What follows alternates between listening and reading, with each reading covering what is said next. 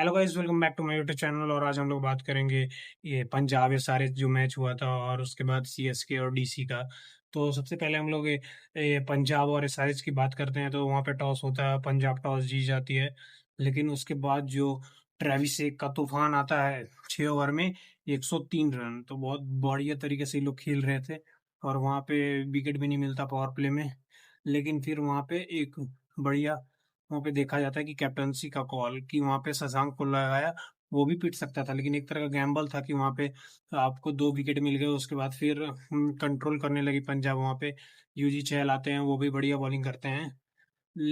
और उसके बाद बात करें तो ये अभिषेक शर्मा का एक दो शॉट बहुत बढ़िया था, स्ट्रेट में सीधा एकदम। और ट्रेविस हेड मतलब उस लय में नहीं लगे, लेकिन स्ट्राइक रेट ठीक था उनका, जो भी 38 रन बनाए, 34 रन। और 78 रन अभिषेक शर्मा ने बनाए। और अगर उसके बाद देखा जाए तो हेनरिक क्लासन थोड़ा सा फंस गए और वो भी रन आउट करा दिया। जो बंदा बढ़िया खेल रहा था, अनिकेत वर्मा को, जो 18 रन बना के खेल रहा था, वहां पे भी वो रन आउट करा देते हैं। तो वहां से मतलब रन कम रह जाते हैं हैदराबाद के पास। जो एक समय लग रहा था कि 270 260 बनेंगे, वो 220 पे ही रुक जाते हैं।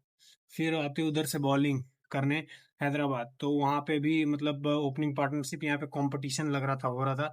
तो वहां पे भी 97 के आसपास बनते हैं उनके। और भाई वो भी मतलब बढ़िया तरीके से खेल रहे थे। प्रियांश आर्या ने भी 50 मारा, प्रभ सिमरन ने भी 50 मारा वहां पे। और लेकिन उसके बाद विकेट गिरता है, तो लगता है कि थोड़ा सा कंट्रोल करेंगे, लेकिन फिर आते हैं सरपंच साहब। भाई ये बंदा कभी प्रेशर में क्रम्बल नहीं करता, ये हमेशा प्रेशर में डिलीवर करता है। और पंजाब का जो मिडिल ऑर्डर है वो अकेले अपने कंधों पर लेके चल रहा है।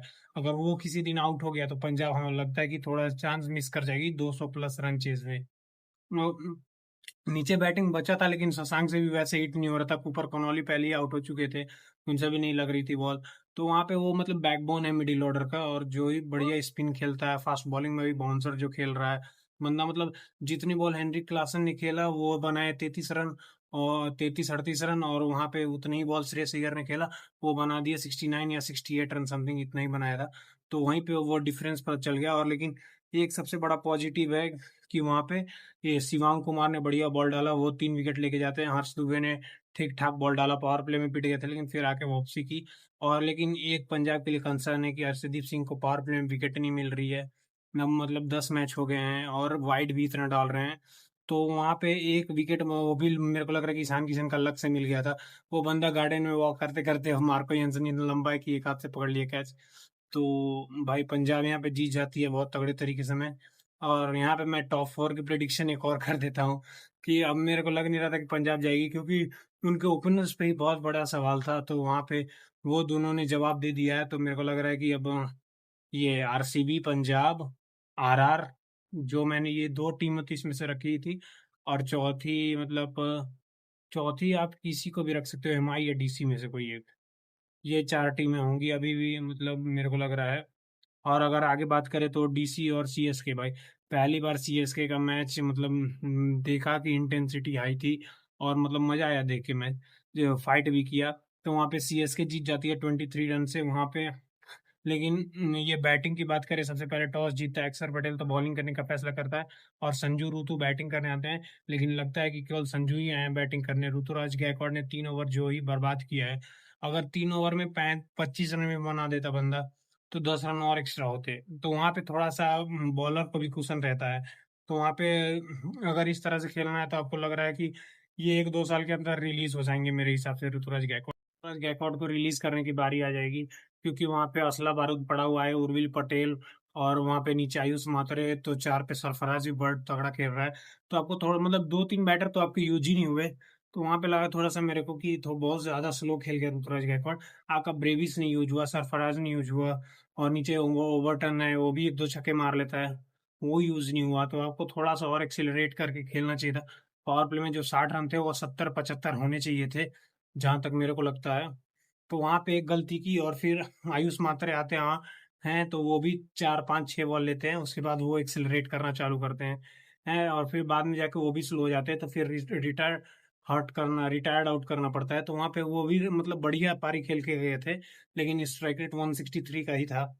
और जहाँ पे लास्ट 8 9 बॉलों में 8 ही रन थे शायद, ऐसा कुछ था। तो वहां पे थोड़ा सा स्लो डाउन हो गए थे संजू और आयुष मात्रे। वहाँ पे दिल्ली के बॉलिंग को भी क्रेडिट जाता है, one of the best bowling IPL में है उनका। तो वहाँ पे वो एग्जीक्यूशन बढ़िया करते हैं, तो वहाँ पे रन भी नहीं लगते हैं। तो वहाँ पे रिटायर्ड आउट होके शिवम दुबे आते हैं, फिर 10 बॉल में वो 20 रन बनाते हैं। तो कर करा के 212 पहुंचती है, जो कि मेरे को लग रहा था एक समय कि 230 तो आराम से होगा, नीचे इतनी बैटिंग पड़ी हुई है। लेकिन न ऋतुराज गायकवाड़ रिस्क लेने के लिए तैयार थे, और कैच छोड़ने के लिए दिल्ली तैयार थी। मेरे को लग रहा था कि ब्रेविस की बैटिंग आती तो वो भी मारता, शिवम दुबे की और पहले बैटिंग आती तो वो भी मारता। तो रन थोड़े से कम रह गए थे मेरे हिसाब से, लेकिन फिर आती है बॉलिंग की बारी, और पहले 5 ओवर में ऐसा स्टार्ट हो गया था।